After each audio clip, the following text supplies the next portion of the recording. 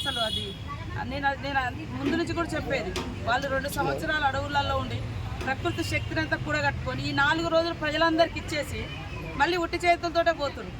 అంటే ఆ రకంగా పోతూ కూడా చిరుజల్లులు కురిపించి జస్ట్ అప్పుడే అసలు వాళ్ళని కదిలించి తీసుకుపోయేటప్పుడే వర్షం పడ్డది. వాళ్ళు గేటు దాటి బయటికి వెళ్ళి ఎక్కడోళ్ళు అక్కడ దేవుళ్ళు ఆగిపోయింది.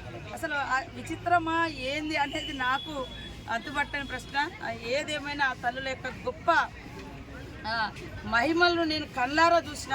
మనకు ప్రతి సంవత్సరం ప్రతి 2 సంవత్సరాలకు ఒకసారి దేవతలు వచ్చినప్పుడు లేదా జాతర జరిగేటప్పుడు వర్షం కురవడం అనేది కామన్. కానీ ఈసారి గద్దెల మించి వెళ్తూ వరాలు ఇచ్చిపోయారు అనేది మాత్రం అది నాకు అసలు అంటే జీవితంలో మర్చిపోలేనటువంటి సంఘటనగా ఉండిపోయింది. ఇప్పటికి కూడా అది దాని నుంచి బయటపడలేకపోతున్నాము.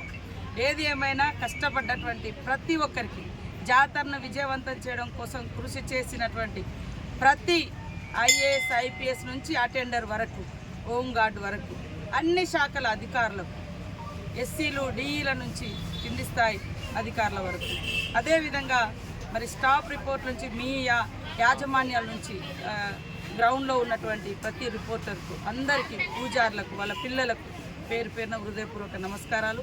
ఆ తల్లుల యొక్క దీవెనలు ప్రజల మీద ఈ జాతరను విజయవంతం చేయడం కోసం కృషి చేసిన ప్రతి ఒక్కరి మీద కూడా ఉండాలని, ప్రజలందరూ కూడా సుఖ సంతోషాలతో ఉండాలని మనస్ఫూర్తిగా కోరుకుంటూ ఘట్టమ్మతో మొదలైన మొక్కులు మళ్ళీ ఘట్టమ్మ దగ్గరనే ఈరోజు మళ్ళీ, ఎందుకంటే జాతరను నేను కూడా టెన్షన్ పడ్డా.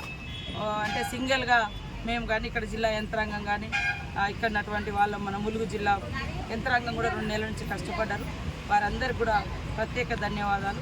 కాబట్టి చాలా సంతోషం. మీ అందరి సహకారం ఆ తల్లుల దీవెనలు మర్చిపోలేదని తెలియజేస్తూ అందరికీ నమస్కారం.